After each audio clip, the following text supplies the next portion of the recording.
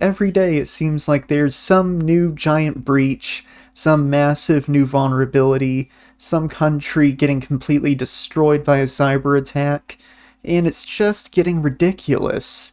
Obviously, there's a problem here.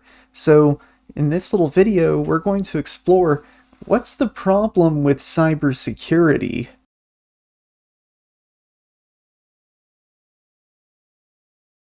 So I'm going to start by sharing some information with you. So, take a guess. What was the total cost of cybercrime in 2015? Well, $3 trillion. $3 trillion in 2015. Mexico's GDP is less than half of that. So we have this industry in 2015 that is worth $3 trillion.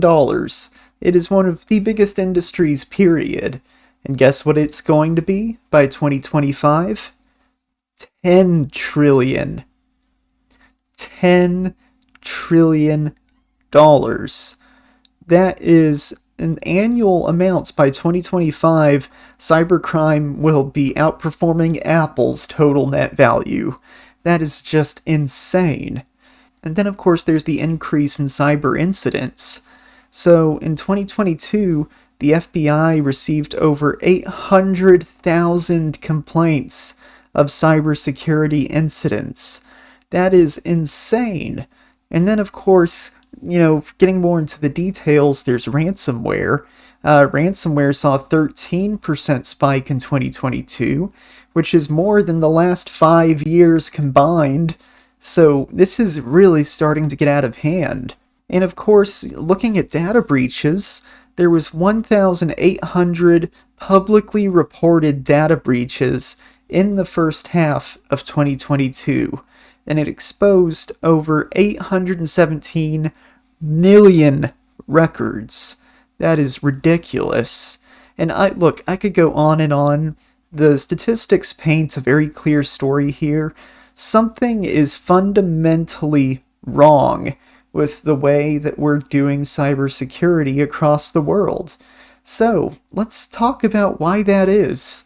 Alright, so one of the number one reasons why cybersecurity is such an issue these days is the increasing sophistication and frequency of cyber threats. So, cyber criminals are continuously evolving their tactics. They're employing more and more advanced techniques, utilizing new tools like artificial intelligence and machine learning to bypass security measures. And of course, I'd be remiss if I didn't mention the rise of the Advanced Persistent Threats, ATPs. These are often state-sponsored attacks, and they lead to more complex and targeted assaults. So, part of the issue is that the attacks that are happening are becoming more sophisticated. And that makes sense when you consider that this is going to be a $10 trillion market. Then yes, the players in that space are going to get as sophisticated as they can. And so part of the problem is that the reward is so massive. Like, here's another thing that I didn't mention. The average cost of a cybersecurity incident, that is $4.35 million in 2022. So a data breach costs on average $4 million, and there are 800,000 of these things being reported. So you can see, yes, of course, the attackers, they're going to get more sophisticated, and they're going to pull out all the stops to try to hack whatever they can, because the payout is just so good. And if you're in Russia or some other country that doesn't extradite to the US, you basically have a hall pass to go and attack any company that you want. Okay, so here's another thing that's causing some of the issues we see with cybersecurity. So the expanding attack surface due to rapid technological advancements. So there's a few things that play into this. First of all, there's the proliferation of IoT devices, Internet of Things devices. These are just little gizmos that you put around your office or your home, and they generally perform one function or a very limited number of function. They don't really get updated, really. And so what's happening is you have all these really insecure little devices all over your network, and they provide a really good foothold for the attackers. So that's one example of the rapid attack surface expansion. Another thing is cloud computing and mobile devices. So, it's been a decade now of companies moving to the cloud. Every company has had some kind of initiative to move everything to the cloud. And the problem is, the cloud is only as secure as you make it.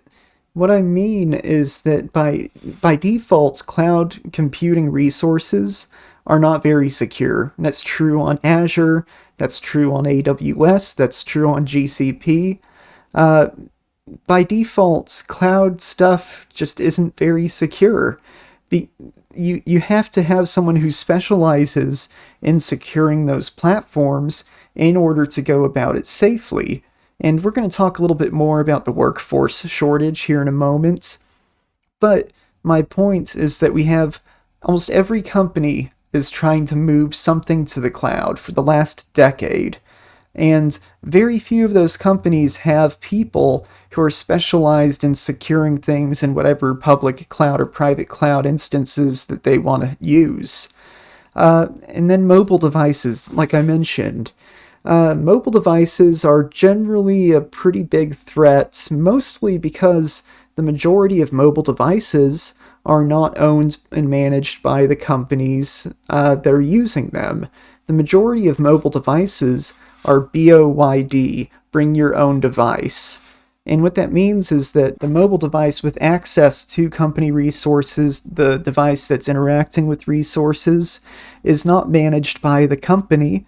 And even if the companies were good at securing these things, which they're not, they would still be a giant threat because they don't have control over them. And then there's remote work. So I work from home full time, and I'm never taking a job where I don't work from home again. Hopefully this job that I have now lasts forever. I love my work. But my point is that remote work has exponentially increased the number of potential entry points for attackers. 10 years ago, you could have said, okay, I have my network, right? And my network is like a big circle, and everything on the outside edge is dangerous, and everything on the inside edge is secure. Now, instead of there being one giant corporate network that everything is on, now you have hundreds, if not thousands, of tiny little home networks, and each of those networks has a computer with access to your company resources on it. So now the attack surface has vastly and exponentially increased, so you can no longer rely on the network boundary as your barrier of protection. It really makes you have to change the way that you think about securing things.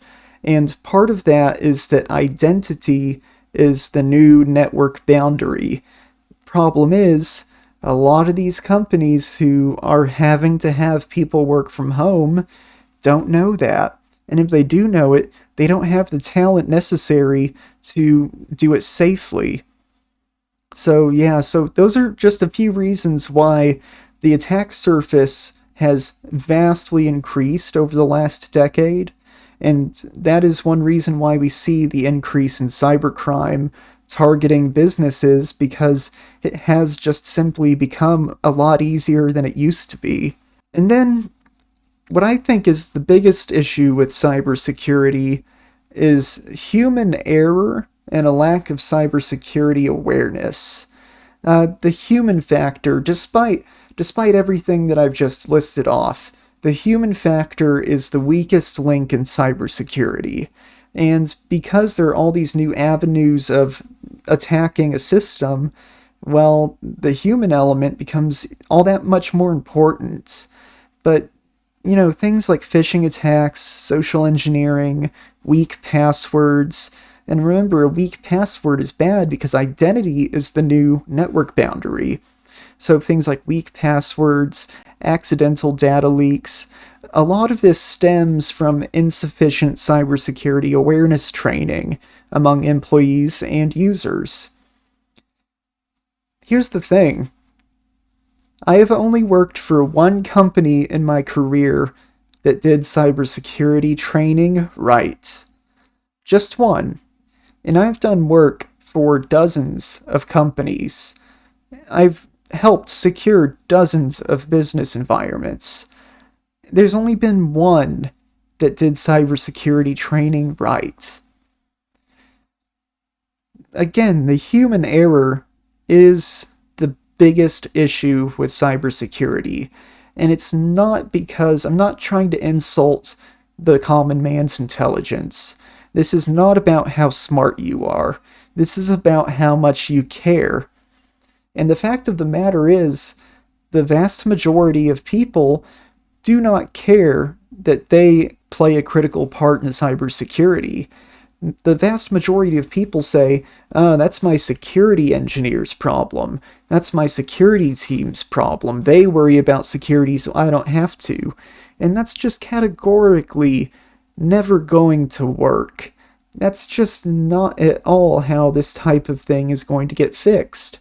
And so it's not so much the intelligence of the average person, it's the apathy that they approach it with, as in they just don't care if they cause a security breach, because in their minds, that's not their problem. So we really need to do something where we shift the responsibility of cybersecurity away from just the teams responsible for security, but use proper education to inform people of the role that they play in this industry. So yeah, the apathy of the common man is one of the biggest issues with cybersecurity, and it's probably the main reason why it has become such a large industry. And then, of course, there's the economic incentives. Obviously, cybercrime pays really well, and if you do it right, you probably won't get caught. Here's one of the things about this. The attackers only have to get it right one time. As an attacker, I can do thousands of attacks in a day, and I only have to get it right once. As a defender, I'm going to be seeing thousands of attacks every day. I have to get it right every single time. And so the incentives are there because this stuff works. You know, the attackers wouldn't be doing it if it didn't work, and trust me, it works. 800,000 incidents in 2022 with an average cost of $4 million. Yeah, there's enough to go around, right? And so the problem is cybercrime pays really well. And it's really hard to get caught if you're some dude in Russia who won't get extradited to the US. And so that's really one of the root problems. And this is more of a political issue, but until we actually get rid of some of those incentives for cybercrime, we're only going to see it increase in severity and regularity.